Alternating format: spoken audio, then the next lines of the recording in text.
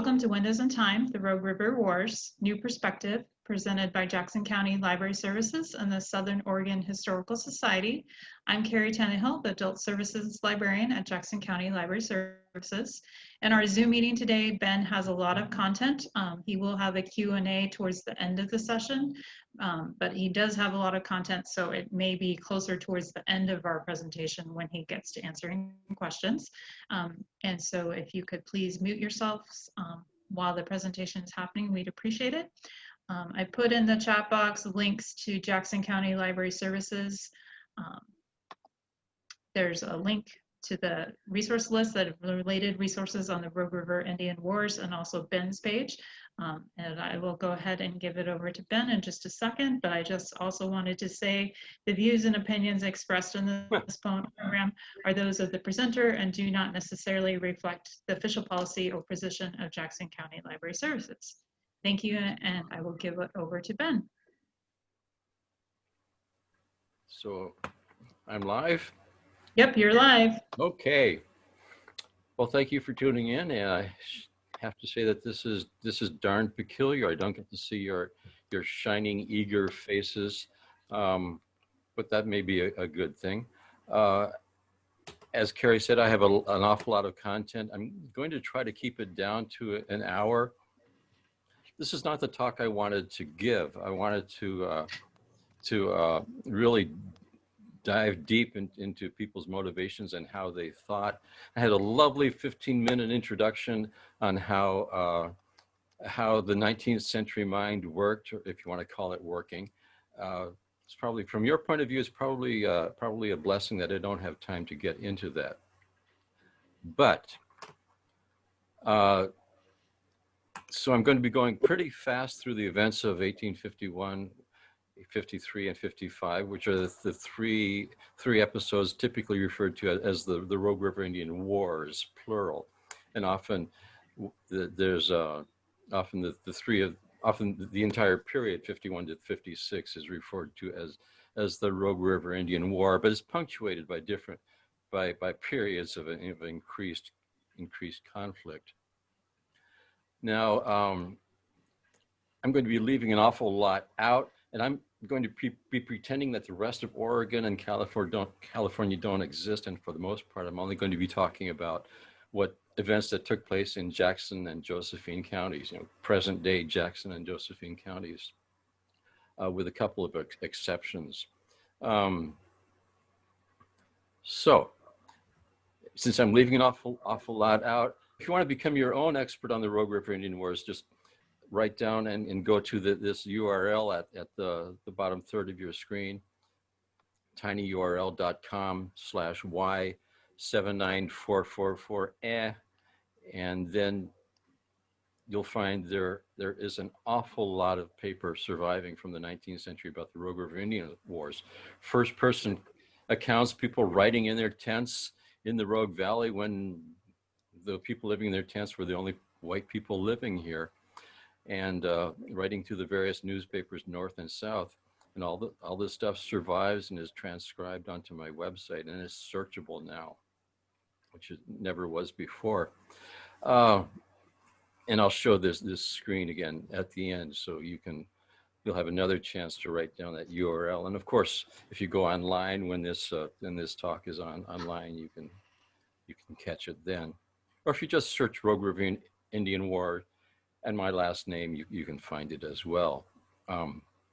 So let's meet our cast of characters. The first white people to encounter the Rogue River Indians described them as, typically fair of face and straight of limb, but we don't have very many photographs of them. This is a famous one of Indian Jenny, photograph taken in the 1890s in her burial dress. And when she died, she was described as the last of the Rogue Rivers. It wasn't true, but that's what the newspapers said. And I kind of wonder if this even is Jenny, because she's supposed to be in her mid-60s, and there is not a wrinkle on her face, and her hands are smooth as a baby's bottom in other photographs taken of her. So I don't know. And here's a Rogue River gentleman named Scarface Charlie. I don't know what his native name was. And he was a Modoc chief. but he was born in Rogue River, which is instructive because these people really got around. If you want to, they would think nothing of traveling a few hundred miles to just subjugate their ancestral enemies, or to go looking for wives or slaves, or just to visit. The Oregon Indians were all in bed with each other, and they all knew each other, and news traveled pretty fast. And if you white people tend to think of Indians as a tribe, as this very rigid group, and it seems that tribal boundaries were pretty loose. Well, in case in point is Scarface Charlie here, who was born in the Rogue River and ended his life as a Modoc chief. And here's Charlie in Western garb. But we don't have any photographs from the 1850s of what an Indian, warrior looked like. This is the only picture we have of an Indian warrior. This is Chief John. His native name was Tecumtum, which translates as elk killer. But the guy you're looking at in this photograph is not the war chief of the Rogue Rivers. This is what he looked like after 6 years of imprisonment and despair. He was taken by steamboat to the reservation at the close of hostilities in 1856, and did not adapt well to reservation life. He couldn't hunt there because the forest hadn't been cleared by fire for thousands of years the way it was down here. The forests were choked with vegetation, couldn't hunt, and he was obliged to live cheek by jowl with his ancestral enemies. So he did not get along very well. He's always apparently pretty much of a hothead, very set in his ways. And he caused trouble with the other tribes, and the agent finally determined to clap him in irons and send him with his son Adam to imprisonment somewhere in the Bay Area. Accounts different, either at Alcatraz or in Benicia or the Presidio. He was in prison for 6 years until he was freed on the petition of his daughters. Lived the remainder of his years on the reservation in Oregon. But if you want to think of what a warrior looked like during the Rogue River Indian Wars, what a Rogue River warrior looked like, I don't think you can do better than this picture. This guy is not a Rogue River. He's a Modoc. This is what Captain Jack looked like 10 years before the trouble of the Modoc Wars. This is obviously a guy who's not subjugated to the whims of the white man. He's still his own man, and you would think if you're a white miner, going up against a couple hundred of these guys, they'd be a pretty formidable opponent. But a thing to keep in mind is that you've got different populations. The Indians living in the Rogue Valley, the native inhabitants, they are a complete society. You've got, of course, you have the warriors, but you also have old men, young men, babies, children, women, old women. You've got your warrior class. And since it's a complete society, I'm sure you have people with criminal tendencies. You have there must have been Indian nerds. There must have been every type of human being represented in this complete society.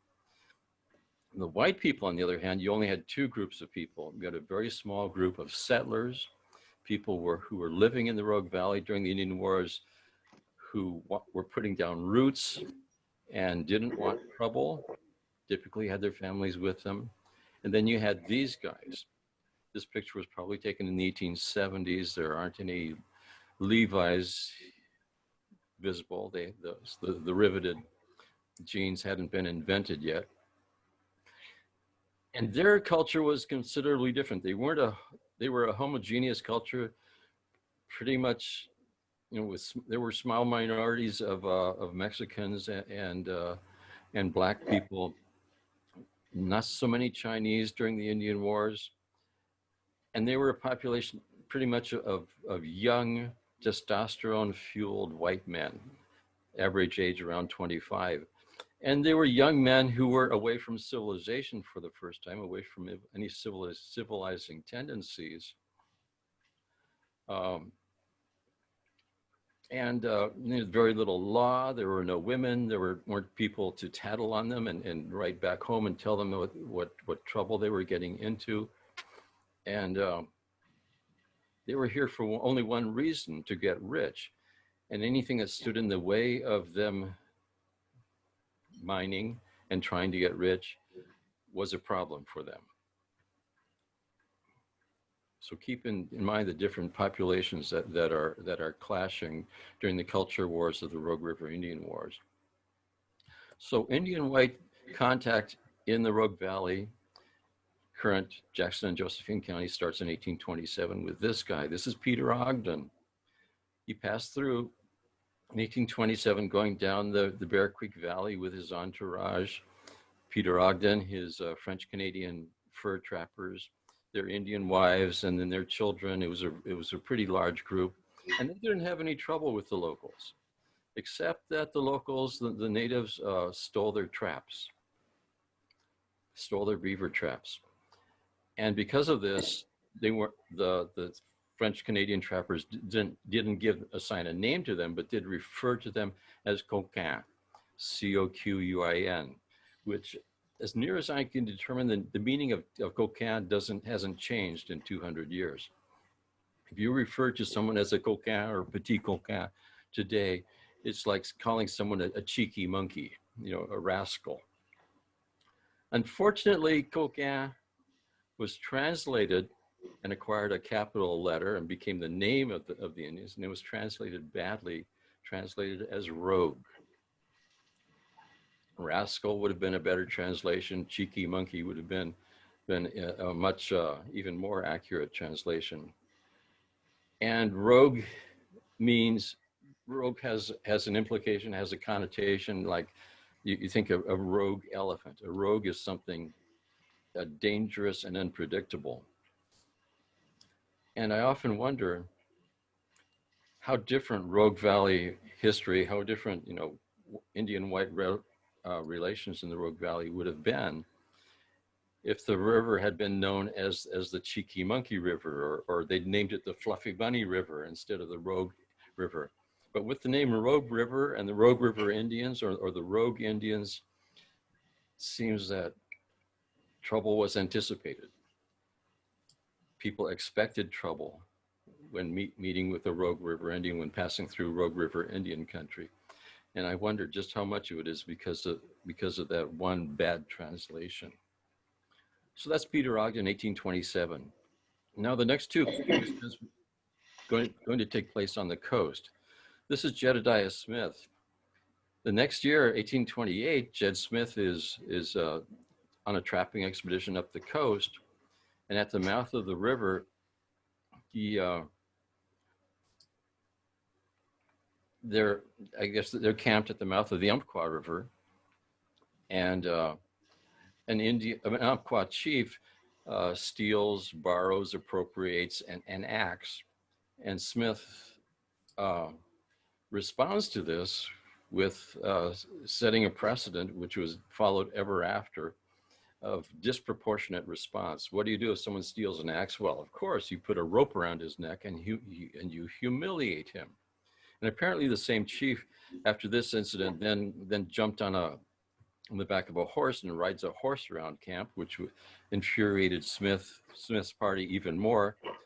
Hostilities broke out, ending in the the deaths of about 15 white men of Smith's party, and Smith was obliged to walk back to the Willamette Valley, Smith and his survivors.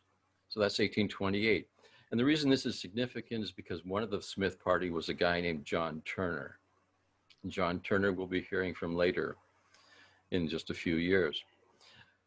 So that's 1828. Then 1834, 6 years later, another party is trapping up the coast. And this party is led by Ewing Young, a very significant name in Oregon history. We don't have time to talk too much about him. But Ewing Young is drying meat at the mouth of the Rogue River. And some native people come and take some meat. And we don't know why they took some meat. It was probably culturally appropriate to share meat or to take food as tribute in exchange for passing through their territory. We really don't know. But Ewing Young's response was inappropriate. He murdered a few Indians. Again, disproportionate response. This is how the civilized people instruct savages in proper behavior, by murdering a few of them, and maybe they'll get the point. So that's 1834. The very next year, now we're going to be talking about Jackson, Josephine County again. An incident takes place, and some accounts say that it took place at Rock Point. Here we're at the Rock Point Bridge looking upstream. You have to keep in mind these early accounts now Rock Point apparently was a favorite ambush spot of the natives, because the spur of the mountain comes down and ends at cliffs, so it's a choke point on the trail.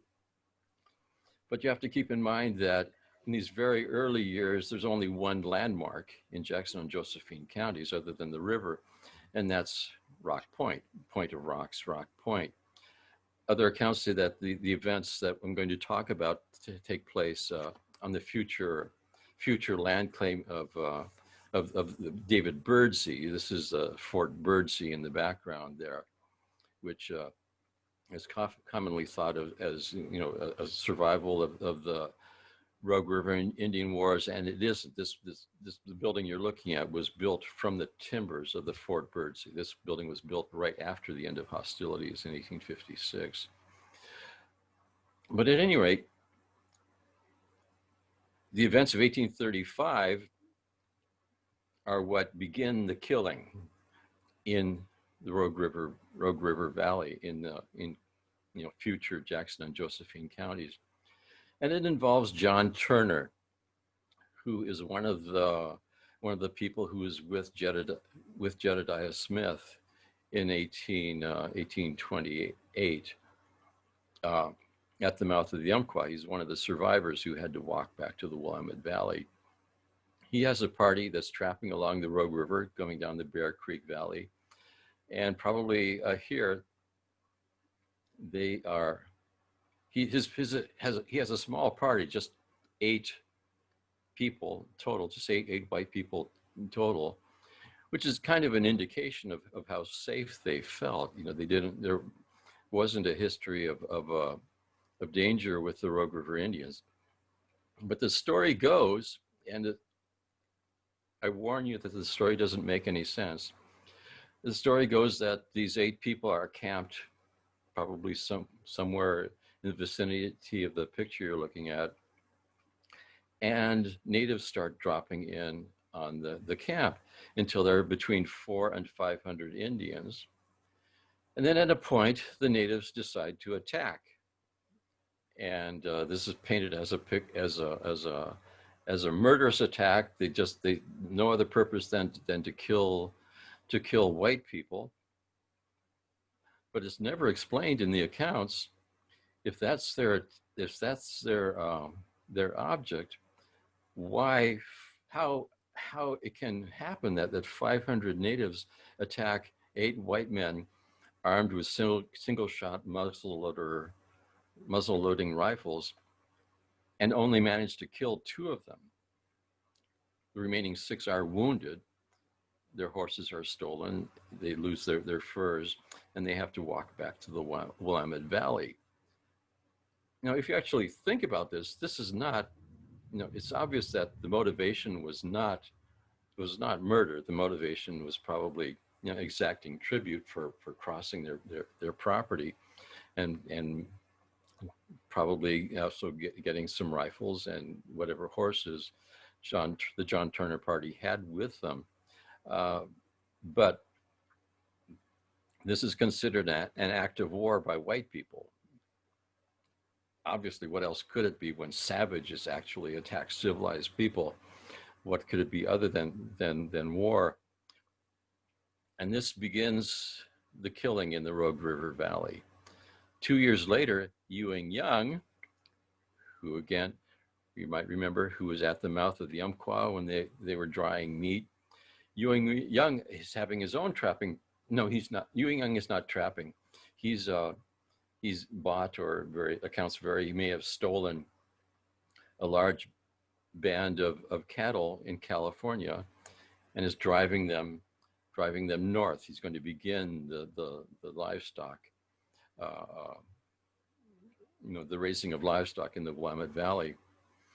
And with him, with Ewing Young, are two veterans, two survivors from the John Turner party of 2 years previously. Two of the 6 people who were wounded and had to walk to the Willamette Valley are with Ewing Young. So you've got these 3 people who are the survivors of conflict with Indians in southwestern Oregon, passing through the Bear Creek Valley.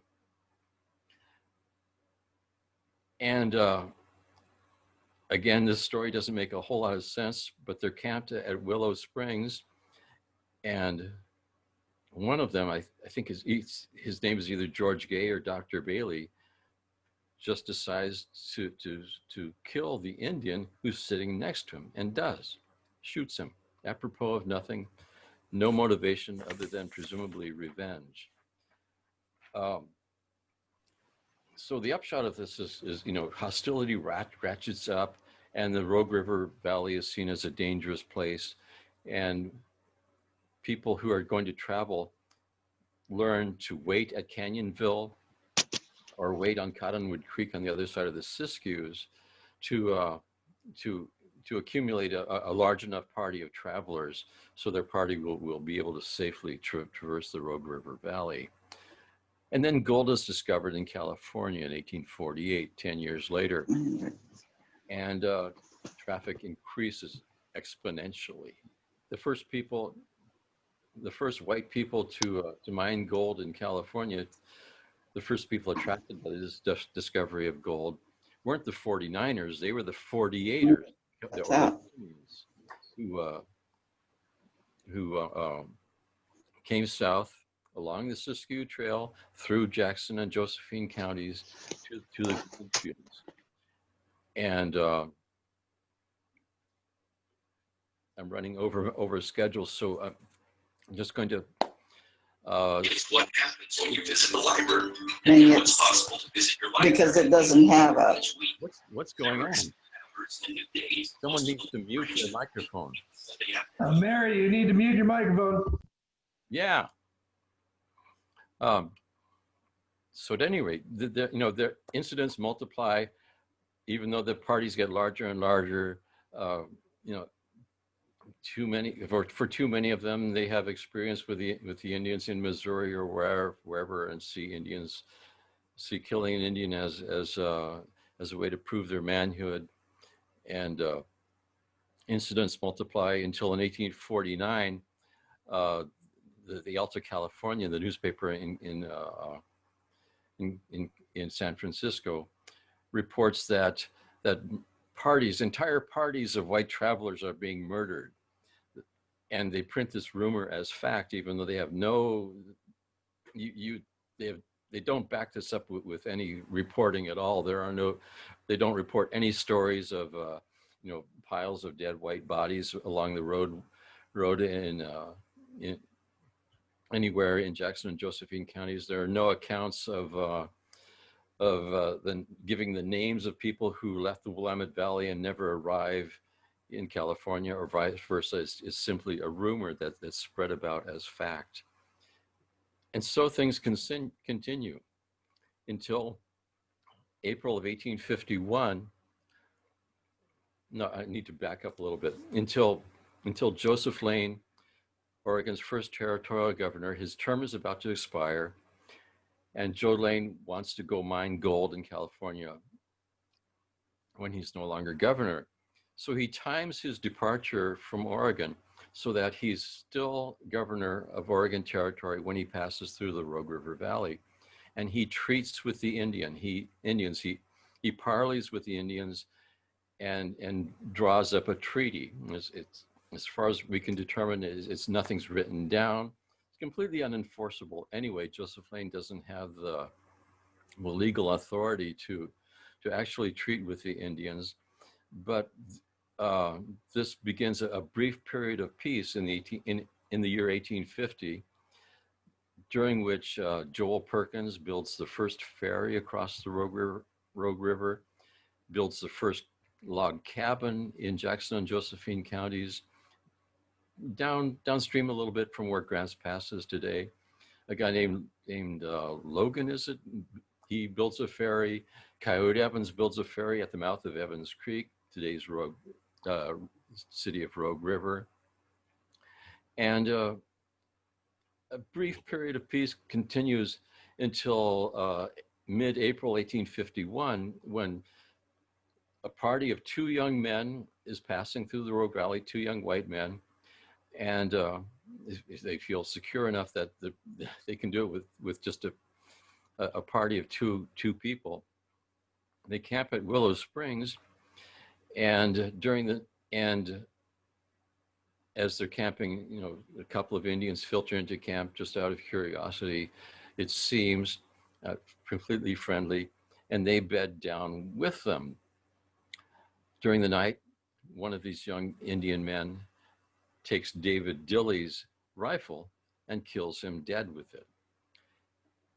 And what more incendiary phrase could there be to a 19th century white man than killed with his own gun? And this phrase reverberates up and down the trail, and hostilities increase again. More incidents take place. 2 weeks later, a party of 26 men. The story goes that they were attacked by 300 warriors, and there are no injuries. But again, this is reported as an attack. The Indians are on the warpath. The next day after that, another party of 4 is attacked. Again, no injuries, but this is reported as Indians on the warpath, and that it's not safe to pass through the Rogue River Valley. And but tensions rise enough that the party in Canyonville, waiting to accumulate enough people to pass through the valley safely, send a petition to Fort Vancouver, asking Phil Kearny to build a fort in the Rogue Valley. Perfectly reasonable request. They just want to make things safe. Unfortunately, Phil Kearny doesn't have the authority to build a fort. He has, however, been ordered to travel overland to the Bay Area to report to the fort at Benicia with his men, with his dragoons. So even though he doesn't have the authority to build a fort, he does have the authority to murder some Indians along the way. So they do. They take an unusual route. Instead of taking the normal trail, which pretty much the route of Interstate 5, they come down the Chiller Trail Divide, where the Chiller Trail Highway is, come down the Rogue River, killing every Indian man they encounter. The phrase they use is that they were going to chastise and destroy any bands of hostile Indians they meet. Now, if I were a native person living in a valley where my relatives and ancestors have lived for 10 or 12,000 years, and I see a band of white people coming in, all dressed the same and killing all of my friends and relatives, I'd be hostile too. So they didn't have any trouble finding any hostile Indians in the beginning. But this is how civilized people communicated with savages. This is their notion of chastising was not communicating. Their notion of chastising was communicating by random killing, and eventually then the savages would get the idea of what the civilized people were trying to communicate. And this goes on for a month. Kearny stays in the valley looking for Indians to kill. He's joined by parties led by the current territorial governor, John Gaines, and the former governor, Joseph Lane. And eventually they can't find Indians to kill at all. But But so they amuse themselves burning Indian villages and destroying any food that they can find. You know, any food supplies that are being built up for the next winter are burned. And at night, when they have nothing to do, all three of these parties are writing letters which are sent north and south and published in the newspapers. And they're all transcribed on my website. They talk about how they're what does it say? We've been marching about in the mountains, destroying villages, killing all the males we could find, and capturing women and children. And they capture between 30 and 35 Indian women and children. And someone else writes that on the 23rd and 24th of June were spent in breaking up the Indian villages and destroying such war parties as we could find. But by this time, they're not finding any war parties because everyone's in hiding. All the natives are in hiding.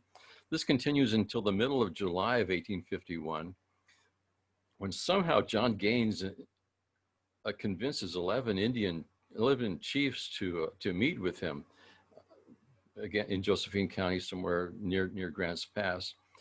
And they actually sign a paper treaty. And this treaty survives, or at least a transcription of it survives.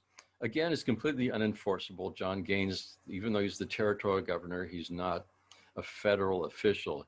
He doesn't have the legal authority to draw up a treaty with a sovereign nation.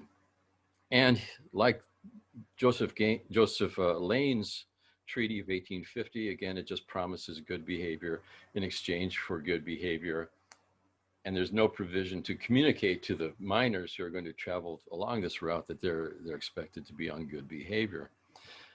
But the result is that we do get another brief period of peace in the Rogue Valley in Jackson and Josephine counties, during which an Indian agent is assigned to the Rogue Valley. Alonzo Skinner builds a cabin, the first cabin built in current Jackson, or in the Bear Creek Valley, around where Central Point is today.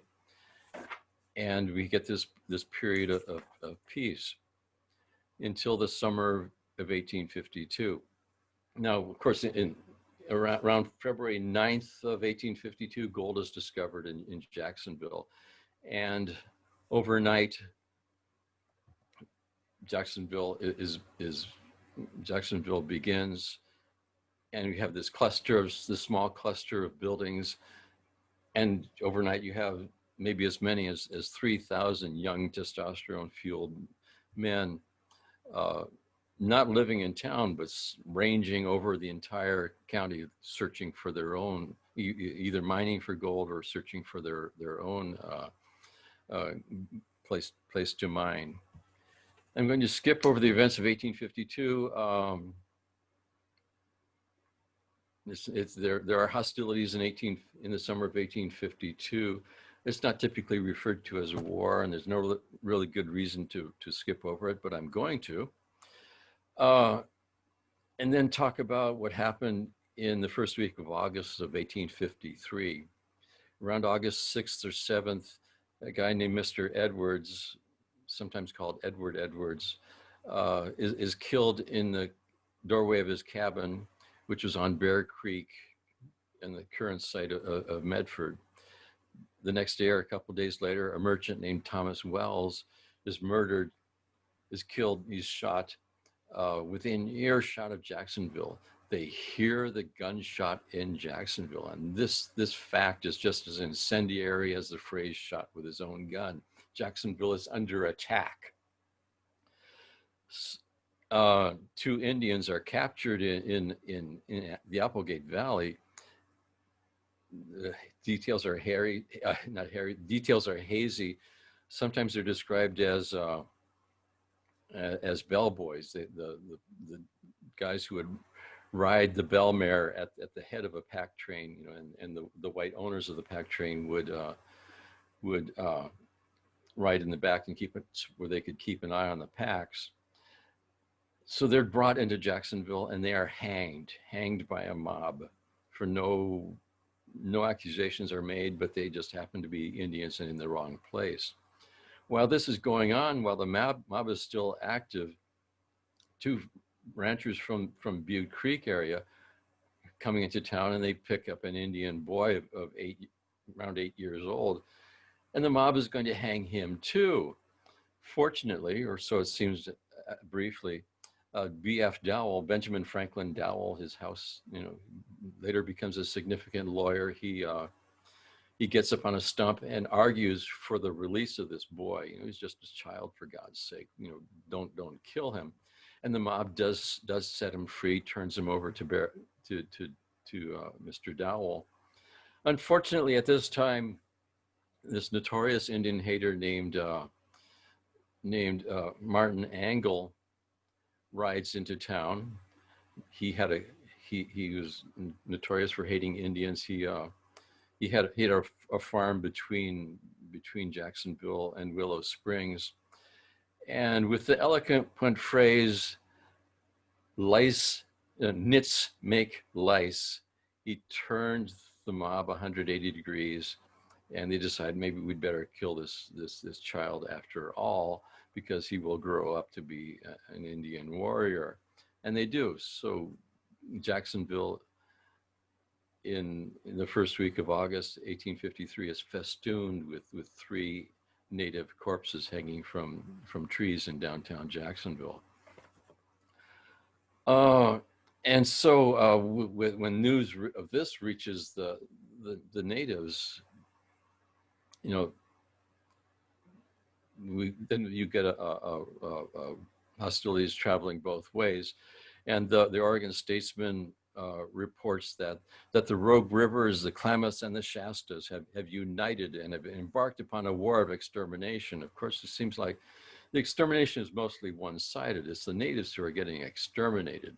And there are reports of Indian corpses all along the trail between Jacksonville and the Dardanelles. And this fact alone makes it seem pretty obvious that it's the whites who've initiated hostilities, because if someone is killed along the trail, that means they're not hiding in the woods. It means they're minding their own business, walking along the trail, and then are murdered by white people. There is a small body count of white people, and maybe a dozen cabins are burnt, dozen unoccupied cabins are burned, but most of the violence is taking place against the natives. But it's blown up all out of proportion. Panic ensues, and with the very next issue of the Oregon Statesman, then they report that the Klamath, Snakes, Shasta, Rogue Rivers, and Smith Rivers have united and have embarked upon a war of extermination. Of course, the body count is very low. There's no evidence for a war of extermination. But the whites raise maybe 250 men that they can arm and put on a horse, and they start looking for Indians to kill. And they petition to Fort Vancouver and Fort Jones for a howitzer and for soldiers and as many arms as they can get. And then in the very next issue, the Oregon Statesman reports that the Rogue Rivers, Cow Creeks, Grave Creeks, Applegate Creeks, the Umpquas, the Shasta, and the Klamath Indians, and probably the Pitt Rivers, and also the Indians around Klamath Lakes have all united and declared an open and general war against the whites. So it's panic. It's just this is completely unsupported. They just state this, and because this is the rumor they're hearing in Salem, so it must be true. But at any rate, the regulars from Fort Jones arrive. I think it's like a dozen men, and at the same time, Joseph Lane arrives. Joseph Lane is a national hero, and he's a local hero as well. And so he is given command over these 250 volunteers, and as well as the Fort Jones regulars. And this culminates in what's called the Battle of Table Rock. Now, once again, just like Point of Rock's Rock Point, the Battle of Table Rock took place nowhere near Table Rock, but at this time, you had 3 landmarks in the Rogue River Valley. You had Jacksonville, well, you had the river, of course, Jacksonville, Rock Point, and Table Rock. So when something is said that happens at a landmark, it just means that this landmark is the nearest thing to whatever took place. But so the Battle of Table Rock actually happens at the headwaters of Evan Creek, and involves maybe 350 to 500 whites by this time, maybe 200 to 250 natives having a pitched battle way up in the hills, lasts about 4 hours. And then the natives realize that Joseph Lane is among the people. And Joseph Lane has a great reputation. He's the only person who actually talks to the Indians. He's treated with them. He's negotiated with them twice before. The cry arrives from the natives, Joe Lane, Joe Lane.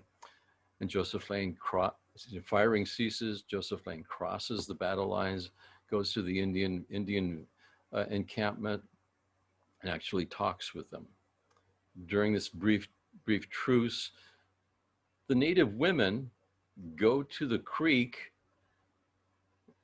and carry water to the white people who are dug in on the hillside. The white people who moments before had been trying to kill them. And Joseph Lane negotiates that in a week's time they'll meet at Table Rock, and literally at Table Rock, at the base of the escarpment, and they will sign a treaty. And the upshot is, and at the end of the when this is determined, the Indians help carry the wounded white people 25 miles to Jacksonville. It's not at all what you expect from warring parties if you watch any westerns at all. So the Battle of Table Rock results in the Treaty of Table Rock, which actually is signed at Table Rock. One of the provisions of the treaty is that a fort is I guess it's not a provision of the treaty, but one of the results is that a fort is built in Jackson County. This is what Fort Lane looked like. And notice that there's no stockade around Fort Lane. This is important. This is critical. It becomes critical in a couple of years. And this is what Fort Lane looks like today. And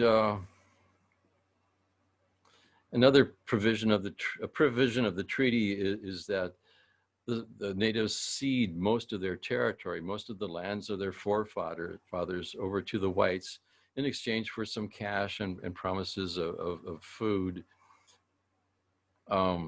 They never see the cash because it goes to pay for damages of the 1853 war, all the cabins that they burned down. And it's a pretty small reservation. You can see it's bordered on the west by Evans Creek, on the right by the Table Rocks, and on the south by Rogue River. And this is Sam's Valley. It's called Sam's Valley because it's presided over by Chief Sam. It's not enough land, not rich enough land to provide for the food needs of the reservation. Many of the natives never do actually move to the reservation. But we get another period of peace. It's a great period for the white people. They consolidate their hold on the Rogue River Valley. It's the beginning of a period of, if not starvation, privation for the natives who are expected to feed themselves off the produce of this property.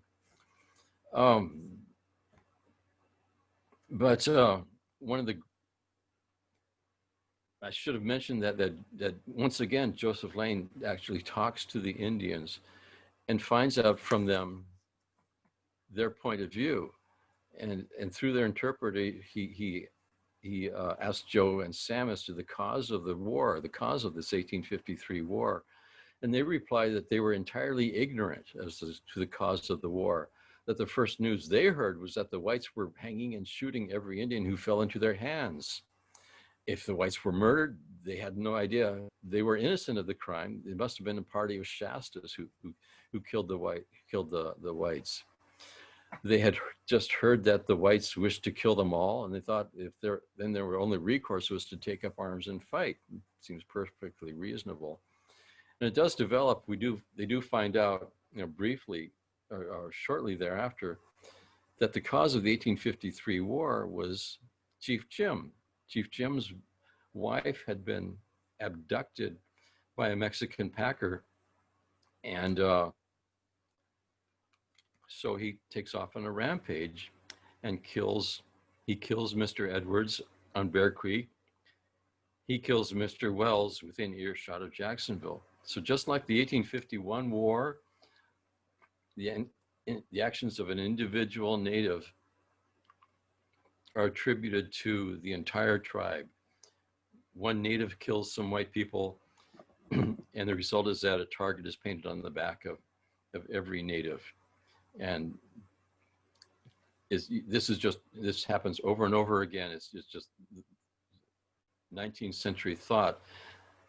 When you're dealing with an inferior, with a savage race, with these people who are not civilized, the actions of any individual are attributed to the entire group, and you chastise. You don't think of individual criminals and trying to track down individuals and punishing individuals.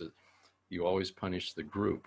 This is just how things worked in the 19th century, or how they didn't work very well. So that's 1853. Now, and we get this period of peace. It's not terribly peaceful. There are incidents, but then the 1855 war is triggered by the Siskiyou massacre. We're looking at, this is Tunnel 13. At the ridge top above Tunnel 13 is where the Siskiyou massacre took place in September of 1855. As massacres go, there wasn't a terrific body count. 2 white people were killed out of a party of 4. But what really gave the heads of the white people a twist was that the natives also killed 13 oxen. And this was just such an outrageous act that they would kill innocent oxen. And no, of course, no one actually gives any thought to why they would kill oxen. And to 21st century eyes, it seems pretty obvious. This had to be either an act of frustration or an act of terrorism. We've enjoyed your company for 5 years. It's time to go. How do we get this message across to you? But the white people form a group, a group of volunteers to track the perpetrators of the Siskiyou massacre, and they apparently track them to Jake's camp. It's kind of hazy over whether they do actually track them to Jake's camp, but that's the assumption. Certainly, they're headed in that direction. And so then, in early October of 1855. In Jacksonville, a meeting is held, led by James Lepton, who was a brand shiny new legislator. He hadn't taken office yet, but he apparently was a charismatic guy, charismatic enough to get elected. And at the Methodist Church, which survives today, in the confines of the hallowed halls of this church, the flower of Jacksonville society meet and plan what they're going to do. And what they decide to do is preemptive attacks. They're going to massacre a village.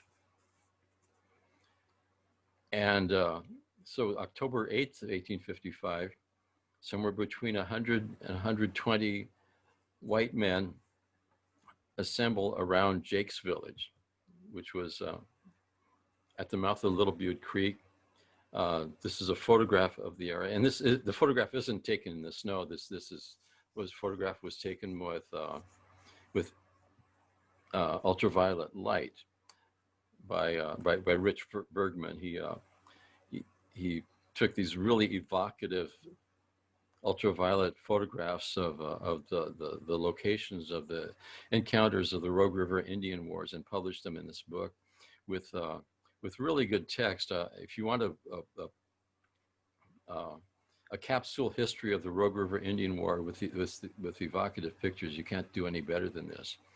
And I don't get a dime off this, but one reason I like the book is because he used my website to do his research and actually listened to me when I made suggestions as to his text.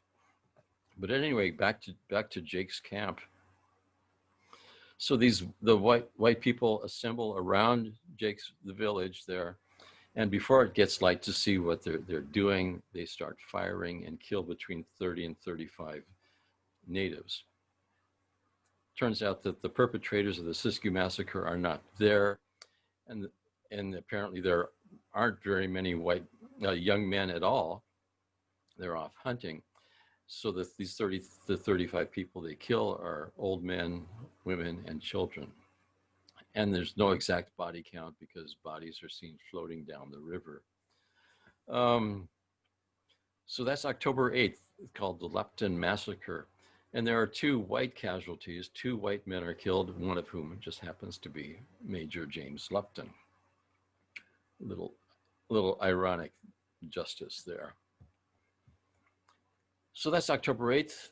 October 9th, and to hear the whites tell it, for absolutely no reason at all, the Indians go crazy. All the Indians go on the warpath, and only just 2 or 3 people writing in October of 1855 actually make the connection between the Lupton Massacre and the events of the very next day. There's in the 1850s, in the 19th century, there's very little consideration that people have interior thoughts. It's just very phenomenological. As things happen, and it's very unusual that you see any consideration or any speculation as to why things happen. It just isn't done in the 19th century, especially when you're talking about natives. Natives apparently do not think, they just do. So the events of the breakout, which take place the very next day, begin at 2 o'clock in the morning of October 9th, when on the reservation, a man named Mr. Gwynn, William Gwynn, is killed in his cabin. He's awake. He's leaning against the mantle, talking to Clinton Shefflin, and he's killed. He's killed dead.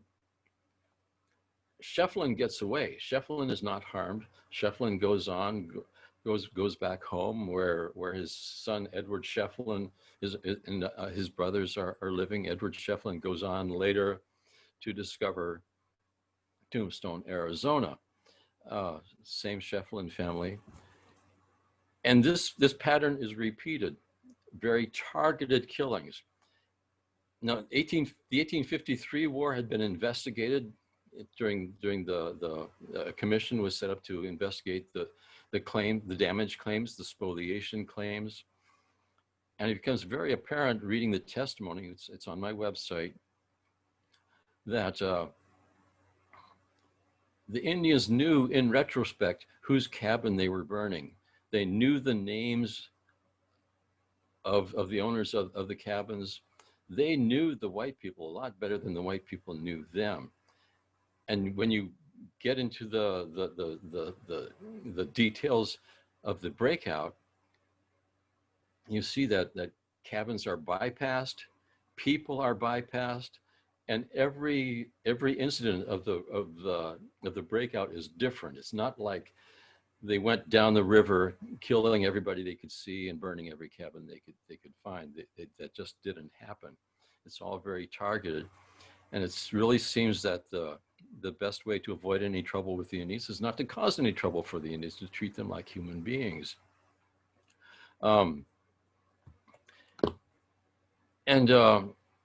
But this is treated as a period when all the Indians are on the warpath, ignoring the fact that Chief Sam takes 300 of his people and goes to Fort Lane seeking this protection of the soldiers. They take refuge at Fort Lane. I should have mentioned that in 1853, Fort Lane was built to protect the Indians from the miners, not vice versa. This is not a John Wayne movie. This is, you have to forget everything Hollywood has taught you about life on the frontier. It doesn't apply to the Rogue River Indian Wars. So Chief Sam is taking refuge here, and the story is that all the other Indians are on the warpath. But we know that the only people who are actually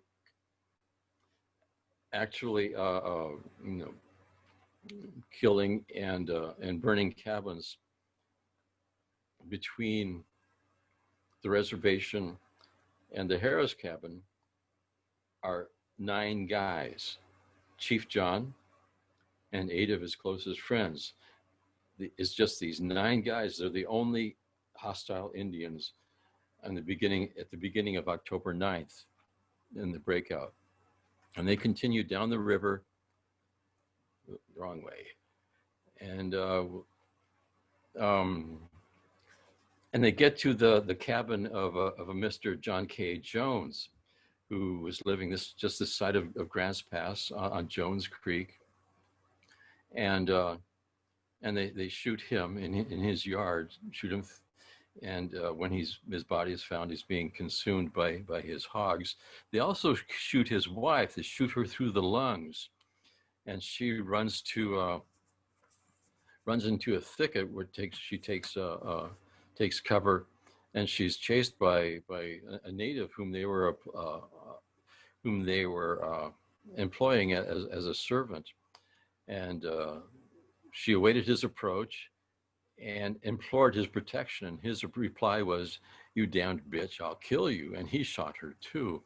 And she lived until the next day, and long enough to tell the story of the attack on her cabin. So why was Mr. Jones killed, and why was Mrs. Jones shot repeatedly? Well, J.K. Jones was one of the captains of the Lupton massacre. He was there.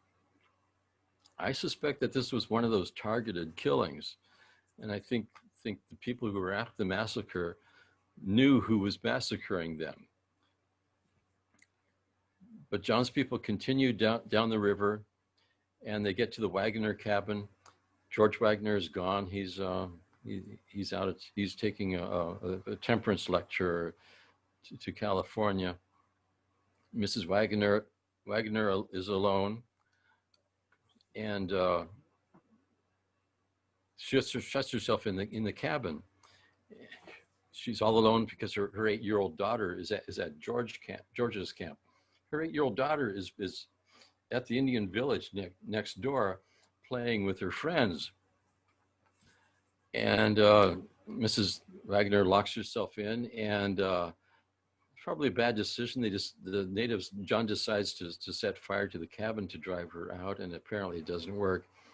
And we have a third-hand account that said that John peeked between the chinks of the cabin and saw Mrs. Wagner calmly sitting in a chair in the middle of her cabin, brushing her hair, waiting for the flames to consume her. And you kind of wonder if that's just how accurate that is. But that's the story that's come down to us. The next cabin, and then after this, John leaves. He's got 2 pack trains. It's getting late in the day. I guess they're tired, and he takes off south, going up the Illinois River. And then the breakout is continued by George's people, which becomes significant when they get to the Harris cabin.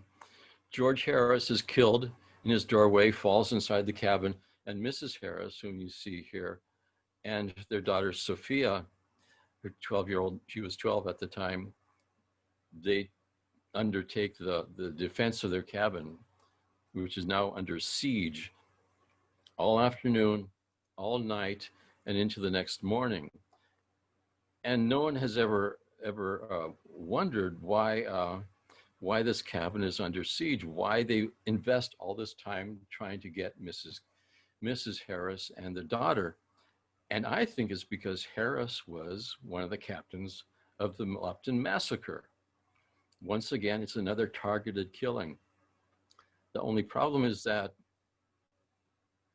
the Harris at the Lupton massacre was Smiley Harris, and this is George Harris. So this is my theory. I think it's a case of mistaken identity. And I'm probably running out of time here. There isn't time to. I think we're going to have to end it there. No time to talk about the Battle of Hungry Hill, which is the biggest battle of the biggest Indian white battle until the Battle of the Little Bighorn, in which the natives won, and it was led by a woman, and it was generaled by an Indian woman. But that will have to be for another talk.